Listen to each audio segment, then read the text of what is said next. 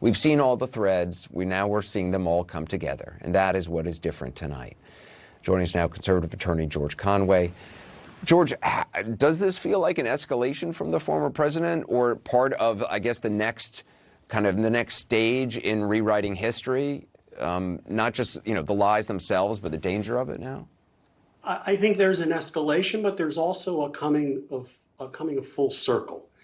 Trump, amidst the blizzard of lies that we've seen from him over the past few days, both on that Fox interview and in the CPAC speech, he actually is uttering one fundamental truth. He's telling the truth in one fundamental way, which is about how he feels about January 6th.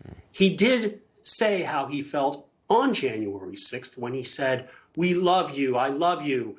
And he said that, "Remember this day forever," he tweeted. And he said that these people were wonderful people. He said all of that on January 6th.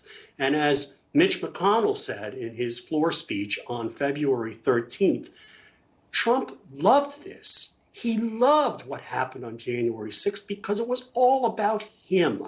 These people were fighting for him. They were fighting against democracy and against free elections, to be sure, but they were fighting for him, and that's what he cares about. And he's gone right back to that by claiming that Ashley Babbitt was innocent when, in fact, she was in the middle of committing a bunch of federal felonies when she was shot in the shoulder and not in the head. He's continuing to lie about the election, lying about the crowd size. He's now back. There's no remorse. And there was never any remorse. He held it back a little bit after the criticism the torrent of criticism that fell upon him on January 6th and 7th and his social media deplatforming. But he's out there on the loose now. And, because he is shameless, a shameless figure, and willing to say anything and to repeat it endlessly. He's been repeating it, in the dining room at Mar-a-Lago, by the pool at Mar-a-Lago, anywhere he wanders in Mar-a-Lago or anywhere else. He's been repeating it to anybody who will listen and probably boring people silly with it over time. But because he's willing to repeat it much longer than anyone else is willing to even want to think about it, in the end, he's able to convince people because he just repeats the lie over and over and is so shameless, he kind of exhausts everybody. Right. Shameless, remorseless. You can call it any number of things. And the problem is, at this point, is even if he shut up tomorrow, even if he went away tomorrow and never spoke about this again, which is not going to happen, it's all out there now.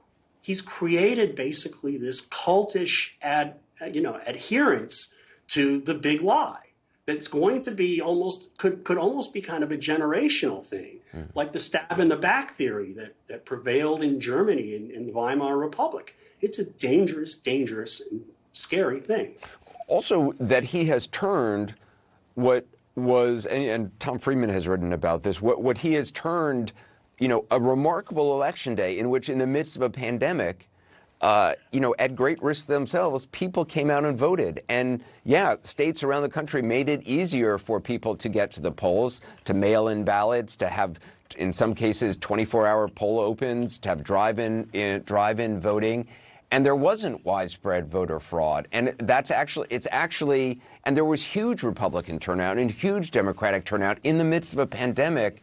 The idea that he managed to turn that into this election that, in the minds of his supporters, was rigged and with widespread voter fraud, and now that Republicans in state houses across the country are actually passing restrictive, changes based on that lie, it's just stunning that he has done this. Right. This should be the aftermath of last year's election should have been a celebration of democracy, that so many people chose to participate, and that they chose to participate, as you say, in the middle of a pandemic, and that they had so many ways to cast their votes and did vote. And there was basically, it went rather smoothly, except for the fact that we had these baseless challenges that were made in Congress on January 6th, and then the attack on Congress on January 6th. The fact of the matter is he brought 60-odd lawsuits, and he only won a piece of one of them on narrow grounds that didn't involve fraud. It was just a handful of absentee ballots, and the question was, how many days do people get to cure mistakes that on things that they wrote on the envelopes? And all these courts, including many Republican judges appointed to the United States Courts of Appeals, for example, and the United States District Courts by Donald John Trump, they rejected these claims and said, hey, where's the evidence?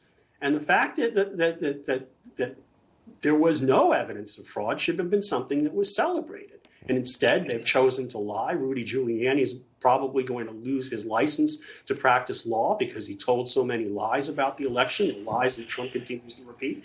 And today in Michigan, a hearing was held by a federal judge where other lawyers are probably going to get into trouble. Lynn Wood and Sidney Powell for filing baseless claims. George Conway, I appreciate you being on. Thank you. Thank you. Coming up next, we're going to talk more about